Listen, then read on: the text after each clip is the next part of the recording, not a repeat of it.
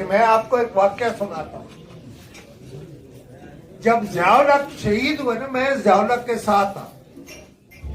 اچھا باقی تو سارا میں نے وہاں اس گاؤں میں جا کے، یہ جو ہے نا کہ صوبائی اسمبلی کا حلف ہے،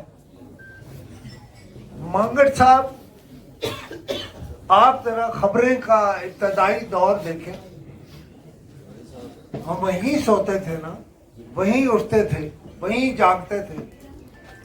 اور پھر لوگوں نے دیکھا کہ خبریں کہاں گیا، آسمان کی بلندیوں کو چھوا اس.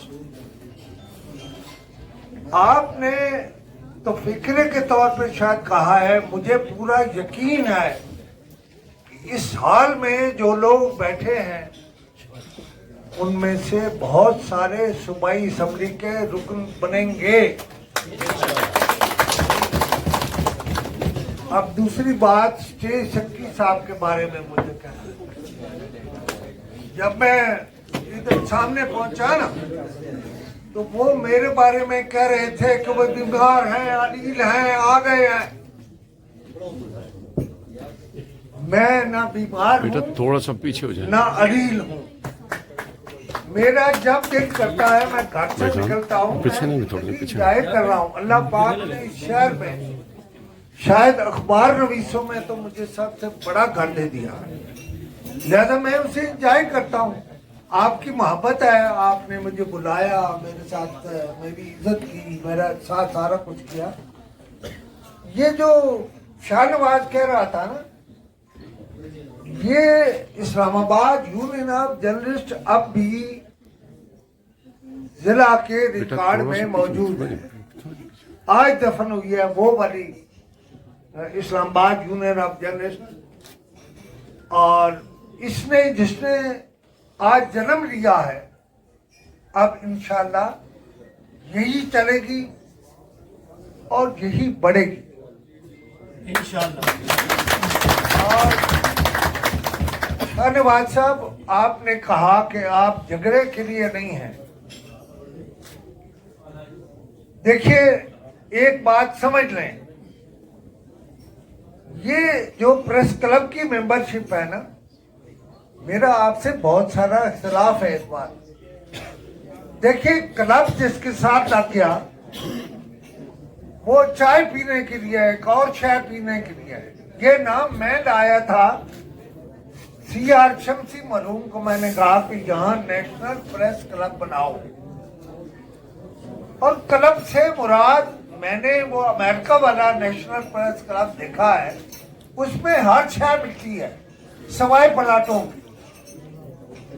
میں سمجھتا ہوں اسلام آباد یونین آف جرنلسٹ کو بالکل اس پہ معذرت نہیں کرنی چاہیے. آپ کہیں کہ پلاٹ ہمارا حق ہے اور ہمیں پلاٹ بھیک میں نہیں چاہیے، پلاٹ ہم لیں گے. اور ایک اور بات بتا دوں، یہاں میں آج بہت ساری باتیں چھیڑنا نہیں چاہتا، لیکن اس کا حل یہ تھا کہ سارے گروپ، سارے اخبار نویس، سارے میڈیا والے پلاٹ لیتے اگر ہم نے اپنی کوئی ہاؤسنگ سوسائٹی بنائی ہو. 2-3 سوسائٹیوں کا تو مجھے پتا ہے کہ کچھ لوگوں نے مال ادھر ادھر کر کے جرنلسٹوں کو پلاٹوں سے محروم کر دیا. لیکن اللہ نے زندگی دی تو اس پر بھی بہت لمبی بات کریں گے انشاءاللہ. اور صرف بات نہیں کریں گے، اگر اتنے بندے جتنے آج اکٹھے ہیں وہ اگر کہیں چلے جائیں تو کسی مائی کے لال کی یہ ہمت ہے کہ ہمیں انکار کرے. آپ تو شمشاد مانگٹ ایک خاتون کی بات کر رہے ہو کہ ایک خاتون جرنلسٹ کے خلاف پرچہ ہوا. جس کے خلاف بھی پرچہ ہوگا، اگر تو پرچہ اس نے کمایا ہے پھر ضرور ہو، لیکن اگر اس پر جرنلسٹ ہونے کی وجہ سے پرچہ ہو رہا ہے وہ ہم نہیں ہونے دیں گے.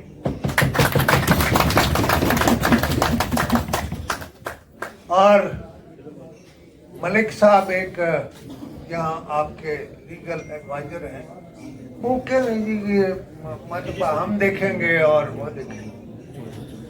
میرا خیال ہے میں اور ضیاء شاہد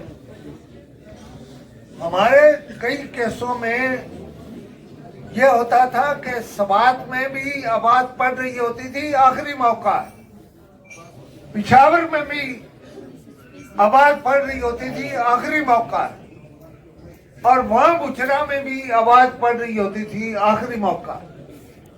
میں آپ کے سامنے بیٹھا ہوں، کچھ نہیں ہوا، اس لیے کہ ہم نے جو لکھا جو کہا وہ سچ تھا.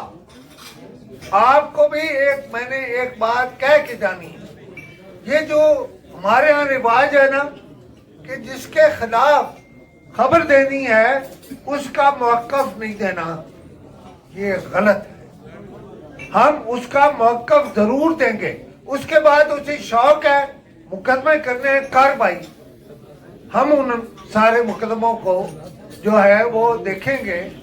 اور آپ کو یہ بتاؤں، میرا کوئی ایک بیٹا کرتا ہے تھوڑی سی وکالت، لیکن میں نے 3 بیرسٹر بنائے، اس وجہ سے بنائے کہ ہم پر مقدمے بہت ہوتے تھے. لیکن اب ملک صاحب ذرا دھیان نال، یہ بھی اخبار نویس ہے، میں تمہیں جو کہہ رہا ہوں ممکن ہے تمہیں سمجھ نہ آئے، لیکن یہ اخبار نویس نے ایک بات یاد رکھے. میں آپ کو ایک واقعہ سناتا ہوں. جب ضیاء الحق شہید ہوئے نا، میں ضیاء الحق کے ساتھ تھا. اچھا باقی تو سارا میں نے وہاں اس گاؤں میں جا کے کور کیا. جب میں جنگ کو صبح دیکھا تو ایک خبر رکھی ہوئی تھی کہ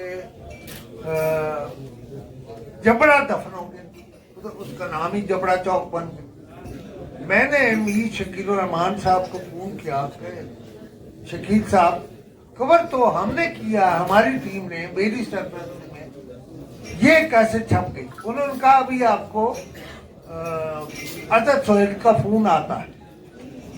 اچھا اس کا فون آ گیا مجھے. میں نے پوچھا کہ اظہر سہیل صاحب یہ کیا ہے؟ انہوں نے مجھے کہا کہ خوشنود علی خان اللہ کرے تیرے ساتھ یہ نہ ہو. میں نے خبر چھاپی ضیاء الحق کے خلاف، اس نے مجھے بلایا وہاں، یہ پرانا سیکریٹریٹ جو ہے اس میں، اور مجھے ماں اور بہن کی گالیاں دی، اور کوئی ایکسپیکٹ نہیں کرتا تھا کہ وہ گالیاں دیں، اور کہا کہ میں تجھے اس پنکھے سے الٹا لٹکا دوں گا. اب جس بندے کے پاس وردی بھی ہو، چیف مارشل ایڈمنسٹریٹر بھی ہو، تو وہ اظہر سہیل کہتا کہ مجھے کوئی ہوش نہیں تھی. میں جب اندر سے باہر آیا تو مجھے مجید نظامی صاحب نے کہا اظہر سہیل ادھر آ جاؤ گاڑی. لیکن اظہر سہیل نے آخر میں مجھے بتایا کہ اخبار نویس اور کچھ نہیں ہوتا، لیکن اس کے اندر یہ کینہ ہوتا ہے کہ جس نے اس کی عزت کو داؤ پر لگایا وہ پھر اسے ساری زندگی معاف نہیں کرتا. آپ نے بھی یہی اصول رکھنا ہے، یہی اصول رکھنا ہے. اچھا اب صورت یہ ہے کہ تقریر مجھے کرنی آتی ہے اور ساری زندگی تقریریں ہی کرتا رہا ہوں، لیکن میں ذرا آتا ہوں شاہ نواز اور پھر تنوری صاحب اور پھر ثابت صاحب. دیکھیے اس وقت وہ جو میں نے کہا تھا نا ایک تقریب میں، یہ بھی سن لیں اور سمجھ رہے ہیں. اس میں اگر تو آپ نے اسی سے کمانا اور کھانا ہے، یہ بڑا مشکل رستہ ہے، یہ بہت مشکل رستہ ہے. اگلے دن لیک ویو میں نے کہا تھا، اور میں رو پڑا تھا. میں زندگی میں ذرا روتا کم ہوں، اکیلا روتا ہوں بہت دروازے بند کر کے اللہ کے سامنے. لیکن وہاں میں رویا کیوں؟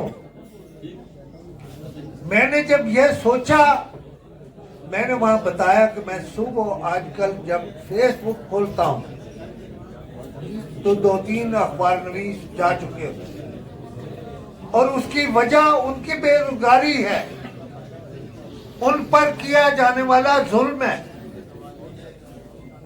اور میں نے اگلی بات بھی کر دی تھی، میں اسے ذرا اور طریقے سے کہہ دیتا ہوں۔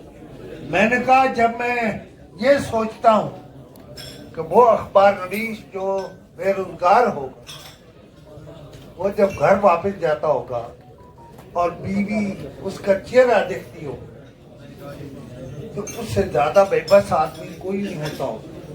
لیکن میں نے اس سے آگے کی کہانی بتائی اور کہا کہ یہ تجربہ مجھے خبریں کی ایڈیٹری کے بعد آیا، اور وہ یہ ہے کہ دیکھیں جب آپ اپنی بیوی کو گھر پیسے نہیں، جب آپ مجبوراً نہیں دیتے آپ، لیکن آپ ذرا سوچیں اس کی عزت اور عصمت کا کون ذمہ دار ہوگا، اس کے بچوں کو کون دیکھے گا۔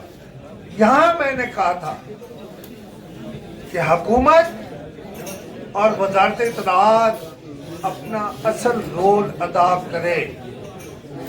میں پھر کہہ رہا ہوں، وزارت ہماری اپنی وزارت ہے، ہماری دشمن وزارت نہیں ہے، لیکن وہ ذرا ان کو دیکھے، یہ جو اس حال میں بیٹھے ہیں ان کو ہی دیکھے۔ میں نے پوچھا شاہ نواز سے کہ یہ جو لوگ آپ کے ساتھ آئے ہیں ان کی مالی حالت کیسی ہے، تو شاہ نواز نے کہا کہ ان میں سے بہت سارے کھاتے پیتے ہیں یا اپنا گزارا کر لیتے ہیں، اللہ کرے ایسا ہو۔ لیکن میں آپ کو بالکل سیدھی بات بتاؤں، یہ جو چینل اور مختلف چیزیں نکلی ہوئی انہوں نے اگلے کچھ عرصے میں کہیں نہیں ہونا۔ پھر کیا ہونا ہے؟ پھر اخبار جاگنے ہیں، پھر اخبار زندہ ہونے ہیں، اور جو اخبار زندہ ہونے ہیں ان میں آپ لوگ ہوں گے۔ لیکن جو باتیں یہاں ہوئی، میں کو مایوس آدمی ہوں، میں تو بہت اور طرح کا آدمی ہوں۔ ایک بات کا دھیان رکھیں، اپنے ان ساتھیوں کو جو آپ کے ساتھ اس قافلے میں شریک ہوئے ہیں، ان کو ساتھ لے کر چلیں، ان کی مشکل میں بھی ان کے ساتھ ہوں، ان کی خوشی میں بھی ان کے ساتھ ہوں۔ ابھی مجھے بہت کچھ کہنا ہے لیکن آپ نہیں، بس میں نے آپ کو بتا دیا مشکل رستہ ہے، اس رستے میں کوئی ہر طرف پھول نہیں ہے، بہت مشکل رستے، بڑے مقدمے ہوتے ہیں، بڑے کروڑوں کے ہرجانے ہوتے ہیں۔ اس لیے میں نے آپ کو ایک ہی مرحلے میں بات سکھا دی کہ جس کے خلاف بھی خبر دو، وہ جھوٹا یا سچا، اس کا موقف ضرور دے دیا کرو، وہ عدالت میں جا کے کمزور ہو جائے گا۔ اور اس دعا کے ساتھ کہ اللہ آپ لوگوں کا اتحاد برقرار رکھے، آپ لوگوں کو ترقی دے، آمین، آپ لوگوں کے سارے مسائل جو آنے والے بھی ہیں ان کو بھی حل فرمائے، آمین۔